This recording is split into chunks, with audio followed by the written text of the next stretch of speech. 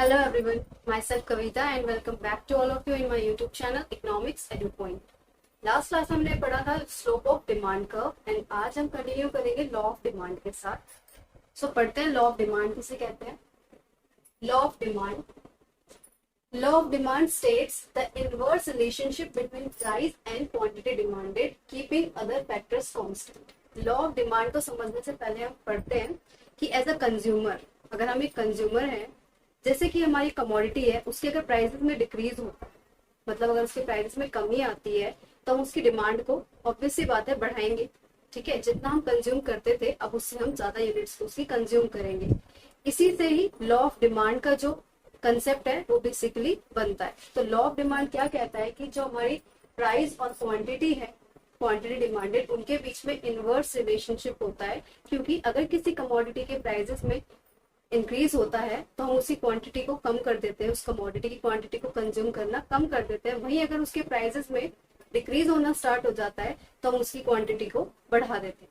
ठीक है, keeping other factors constant. जो हमने फैक्टर्स पढ़े थे 8 फैक्टर्स, वो अदर फैक्टर्स जो है वो कांस्टेंट रहते हैं इसमें लॉ ऑफ डिमांड में. This is also known as the first law of purchase. Law of demand को हम फर्स्ट लॉ ऑफ परचेज भी कहते हैं. इसे समझते हैं हम एक टेबल एंड डायग्राम के थ्रू. टेबल क्या है? डिमांड शेड्यूल की. इस साइड हमने लिए है प्राइस एंड रुपीस में and then quantity demanded in units में. जब प्राइस 5 था, एक कमोडिटी है, उसके प्राइसेस जब 5 रुपीज थे तो हम उसकी 1 क्वांटिटी यानी 1 यूनिट उसकी कंज्यूम करते थे. ठीक है, जब प्राइसेस 4 हुए 5 से 4 पे तो हम उसकी 2 यूनिट्स को कंज्यूम करते थे. देन 4 to 3 हुए, फिर हम 2 से 3 पे शिफ्ट हुए. यानी देखा जा रहा है कि प्राइसेस में डिक्रीज होता जा रहा है और क्वांटिटी में इंक्रीज होता जा रहा है. यानी प्राइसेस गिरते जा रहे हैं और क्वांटिटी हम बढ़ाते जा रहे हैं उस कमोडिटी की. सो यही बेसिकली लॉ ऑफ डिमांड है कि जैसे जैसे अगर प्राइसेस में किसी कमोडिटी के डिक्रीज होता है तो हम उसकी क्वांटिटी को बढ़ाते जाते हैं, और वहीं अगर उसके प्राइसेस में इंक्रीज होता है तो हम उसकी क्वांटिटी को कम करते जाते हैं. यही लॉ ऑफ डिमांड का कंसेप्ट हमें बताता है. इसे हम अब डायग्राम के थ्रू समझते हैं. This is our x axis, this is y axis and this is origin. X axis पे हमने क्वांटिटी डिमांडेड ली है इन यूनिट्स में एंड वाई एक्सिस पे प्राइसेस लिए हैं इन रुपीस में. जब हमारा प्राइस 5 रुपीज था उस कमोडिटी का तो हम 1 यूनिट उसकी कंज्यूम करते थे. यानी 5 रुपीज प्राइस था और 1 क्वांटिटी हम उसकी कंज्यूम करते थे. वही जब उसके प्राइसेस जब उसके 5 to 4 हो गए उस कमोडिटी पे तो हम उसकी 2 यूनिट्स कंज्यूम कर देते.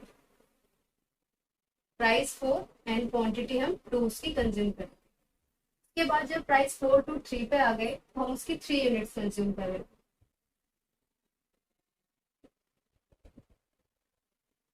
देन जब प्राइस 2 हुए फिर हम 4 यूनिट्स कंज्यूम करें. उसके बाद जब प्राइसेस 1 पे आ गए तो हम अब उसकी 5 यूनिट्स को कंज्यूम कर रहे हैं. तो इस डॉट को हम एक लाइन के थ्रू ड्रॉ कर देते हैं.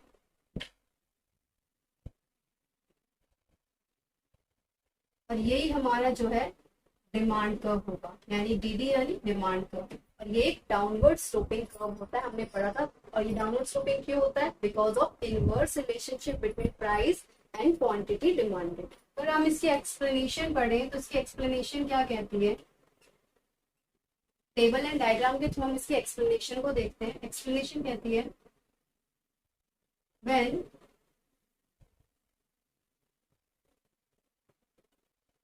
price of a commodity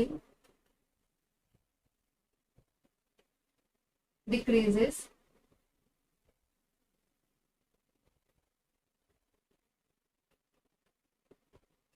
its quantity demanded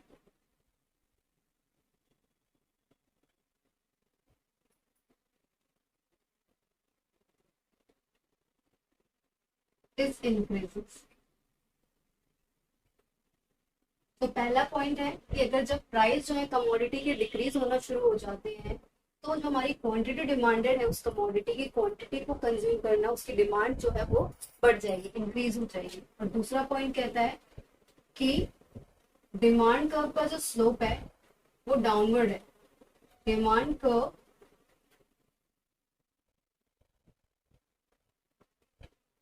slope is downward. Demand curve का जो स्लोप है वो डाउनवर्ड है. क्यों है? Because of inverse relationship, inverse यानी उल्टा रिलेशनशिप है, inverse relationship between price and quantity demand.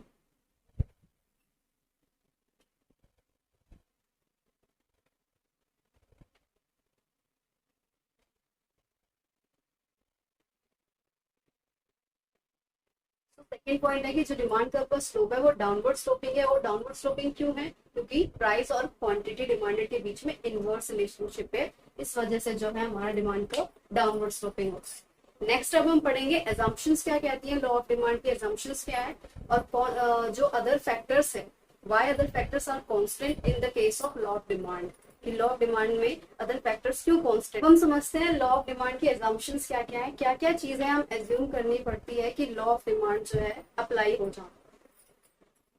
Assumptions of law of demand है, फर्स्ट है prices of substitute goods do not change। substitute goods हमने ऑलरेडी पढ़े थे कि substitute goods वो goods होते हैं जैसे टी एंड कॉफी, कि अगर हमें एक नहीं मिला, एक के प्राइस में अगर इंक्रीज हो रहा है तो हमने अपनी जो वांट्स है दूसरे में शिफ्ट कर दी, तो हम कॉफी को पीना हमने स्टार्ट कर दिया, या कॉफी के प्राइस बढ़ रहे तो हम टी पे अपनी जो वांट्स है हमने वो शिफ्ट कर दी, ठीक है।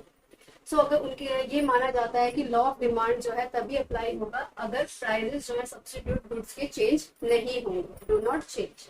सेकंड है prices of complementary goods remains constant. Second assumption कहती है लॉ ऑफ डिमांड की अगर प्राइसेस जो है कॉम्प्लीमेंट्री गुड्स के कांस्टेंट रहते हैं तो लॉ ऑफ डिमांड अप्लाई होगा वहां पर।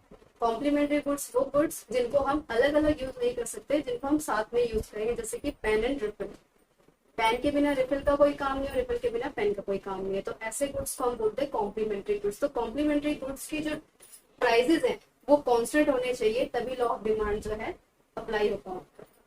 थर्ड पॉइंट है income of the consumer remains the same, यानी जो कंज्यूमर की इनकम है, जैसे कि हमने पढ़ा था कि रिच की इनकम ज्यादा है, पुअर की कम है, इस वजह से जो हमारा इनकम का डिस्ट्रीब्यूशन है हमारी नेशनल इनकम में वो अलग अलग होता है। सो यहाँ पर ये एज्यूम किया जाता है कि जो इनकम है कंज्यूमर की वो रिमेन्स द सेम। एज्यूम कर रहे हैं, है नहीं ऐसा, लेकिन ये एज्यूम किया जाता है कि जो सबकी इनकम है, इनकम लेवल वो सेम है। फोर्थ पॉइंट है there is no expectation of change in the price in future. हमने ये पॉइंट भी पढ़ा था कि फ्यूचर में प्राइस में अगर चेंज आता है तो उसकी वजह से भी हमारी डिमांड में अफेक्ट होता है। तो यहाँ पर ये एज्यूम किया जा रहा है कि जो एक्सपेक्टेशंस है हमारी कि कल को जाकर प्राइसेस फ्यूचर में बढ़ जाएंगे, तो वो भी यहाँ पर क्या है, कोई चेंजेस नहीं आएंगे, यहाँ पे no expectation of change in the price in future. Fifth है tastes and preferences of the consumer remains the same. तो कंज्यूमर की टेस्ट्स और प्रेफरेंसेस है, चाहे उसकी फैशन हैबिट्स किसी से भी रिलेटेड है, तो उनका टेस्ट्स और प्रेफरेंसेस है यानी स्वाद और उनकी जो चॉइसेस है, प्रेफरेंसेस किसी भी चीज को लेकर, वो भी यहाँ पर क्या होनी चाहिए, रिमेन्स द सेम। ये एज्यूम किया जाता है वो भी सेम है, उसमें कोई चेंजेस नहीं आ रहे। अगर ये पांचों की पांचों एग्जाम्पशन पूरी होती है तो हमारा जो लॉ ऑफ डिमांड है वहां पर अप्लाई होता है। नेक्स्ट अब हम पढ़ेंगे कि जो इसमें अदर फैक्टर्स हम बोल रहे हैं कि लॉ ऑफ डिमांड में अदर फैक्टर्स जो है वो कांस्टेंट होने चाहिए, वो क्यों होने चाहिए, और इसके बारे में लॉ ऑफ डिमांड के बारे में भी हम कुछ इंपॉर्टेंट पॉइंट्स को पढ़ते हैं। अब हम पढ़ते हैं कि लॉ ऑफ डिमांड में जब हम लॉ ऑफ डिमांड को पढ़ते हैं तो जो अदर फैक्टर्स हैं वो कांस्टेंट क्यों होते हैं उस टाइम पे, why other factors are kept constant. The quantity demanded of a commodity depends on many factors। जैसे प्राइस और क्वांटिटी में इनवर्स रिलेशनशिप होता है, तो उस तरीके से जैसे क्वांटिटी डिमांडेड है किसी कमोडिटी की तो वो डिपेंड करती है मैनी फैक्टर्स। जो हमने फैक्टर्स पढ़े थे, तो जो क्वांटिटी डिमांड यानी जो हमारी डिमांड है वो बहुत सारे फैक्टर्स हमने पढ़े थे, 8 के 8 फैक्टर्स, उन पर जो है डिपेंड करती है। Decides price of the given commodity, 8 factors में जिसमें फर्स्ट फैक्टर था हमारा प्राइस ऑफ द कमोडिटी। तो प्राइस ऑफ द कमोडिटी को छोड़ के जो बाकी के 7 फैक्टर्स हैं हमारे अदर फैक्टर्स, उन पे जो हमारी क्वांटिटी डिमांडेड है वो मेनली डिपेंड करती है। If we want to understand the separate influence of one factor, अगर हम एक एक फैक्टर को सेपरेटली इन्फ्लुएंस करना चाहें जब हम लॉ ऑफ डिमांड की स्टडी कर रहे हैं, it is necessary that all other factors are kept constant. तो उस टाइम पर जो बाकी अदर फैक्टर्स हैं वो कांस्टेंट होने चाहिए। Therefore, while discussing about law of demand, it is assumed that there is no change in the other factors. So वही लिखा है कि law of demand को डिस्कस करते वक्त या पढ़ते वक्त ये एज्यूम किया जाता है कि जो अदर फैक्टर्स हैं उसमें जो है कोई चेंजेस ना हो, तो इसीलिए हमारे अदर फैक्टर जो है लॉ ऑफ डिमांड की स्टडी करते वक्त वो कांस्टेंट होते हैं।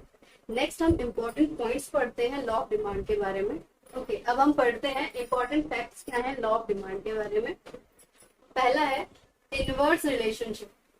लॉ ऑफ डिमांड कब स्टेट करता है, कब अप्लाई होता है, जब इनवर्स रिलेशनशिप होता है प्राइस और क्वांटिटी डिमांडेड में। Okay, it states the inverse relationship between price and quantity demanded. पहला फैक्ट ये है कि लॉ ऑफ डिमांड में इनवर्स रिलेशनशिप होता है। अगर किसी कमोडिटी के प्राइसेस बढ़ रहे हैं तो उसकी जो क्वांटिटी डिमांड है वो डिक्रीज हो जाएगी, वहीं अगर उसके प्राइसेस कम हो रहे हैं तो उसकी क्वांटिटी डिमांडेड जो है वो बढ़ जाएगी। ये इनवर्स रिलेशनशिप की वजह से जो लॉ ऑफ डिमांड है वो अप्लाई होता है। सेकेंड पॉइंट है qualitative not quantitative. It makes qualitative statement only. Law of demand सिर्फ क्वालिटेटिव स्टेटमेंट होती है एक, that is it indicates the direction of change in the amount demanded. Means ये सिर्फ जो अमाउंट है डिमांड में कितने अमाउंट का चेंज हो रहा है वो बताता है, and does not indicate the magnitude of change. ना कि ये बताता है कि मैग्नीट्यूड कितना आ रहा है, मतलब चेंज कितना मैग्नीट्यूड ऑफ चेंज आ रहा है क्वांटिटी डिमांडेड में। ये ओनली सिर्फ अमाउंट डिमांडेड बताता है। Means law of demand only qualitative है, क्वांटिटेटिव नहीं। थर्ड है no proportional relationship. Law of demand में कोई प्रोपोर्शनल रिलेशनशिप नहीं होता है प्राइस और डिमांड के बीच में। It does not stabilize any proportional relationship between change in price and the resulted change in demand.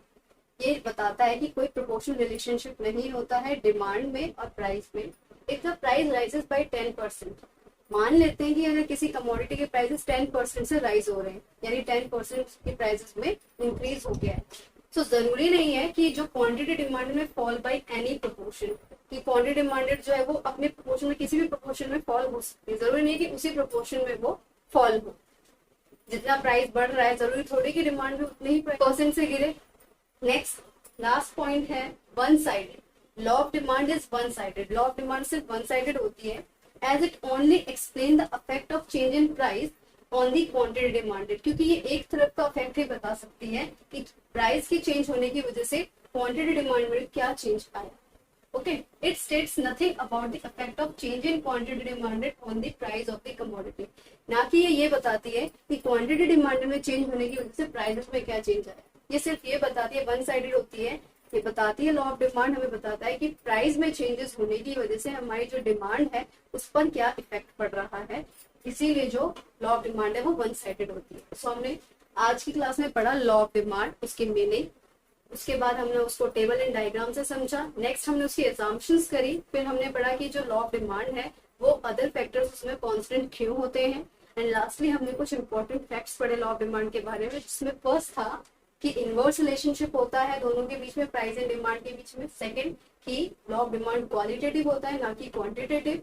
Third no proportional relationship, की क्वांटिटी डिमांडेड और प्राइस में जो है प्रोपोर्शनल रिलेशनशिप नहीं होता है।